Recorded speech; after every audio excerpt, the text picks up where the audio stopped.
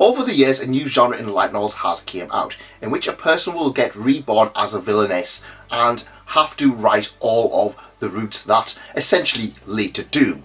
These has made an influx of villainous titles, some good, some not so good, but we rarely see a villain title in which a main character gets reborn as a villain.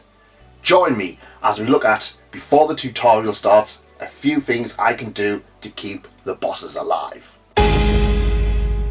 Hello and welcome back to the channel. It's time we look at a new light novel, and that is, before the tutorial starts, a few things I can do to keep the bosses alive. Now, this has been written by Kotetsu Takahashi with illustrations by Kakao Lanfanum. I hope I've pronounced those right. Now, this is a villainess title, except it's not a villainess, it's a villain title. Now, this is about a young man who absolutely loves this particular game. He's played as all of the heroes and romanced all of the heroines. And he's done all of the routes. However, he is reborn in another world. Not as the final boss like we see in Overlord and other titles. No, we see him reborn as what is essentially the first mini-boss. A young man who is essentially killed off in every single route. I'm die. Thank you, whoever. This is literally at the very beginning of the game, the tutorial boss who gets killed off by the protagonist.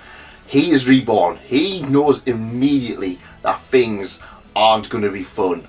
And yeah, he soon tries to course correct himself to not die. And so we have him start preparing. Now, in a lot of other series he'll be overpowered. In this, somewhat true. He does get the kind of the secret boss summon kind of thing almost immediately. Very much similar to Trapped in a Dating Sim. However, what this shines is that he discovers that his sister in this world is actually one of the plot important characters who unfortunately dies. The one who dies, and then there's this like, we've got to defeat the final boss to save her, to honour her. So he's not doing it for himself, he's actually doing it for his sister, who is one of his favourite characters. And it turns out that she's not the only one who has to die for the hero's plot. What we actually have here is a series that is not about himself saving his own skin, but actually about trying to save everybody, trying to have the best outcome. Because he even says, I like the ships, I want to keep the heroes and the heroines together as the ships, but I'm not going to let the hero's older sister die because she needs to die for plot related purposes.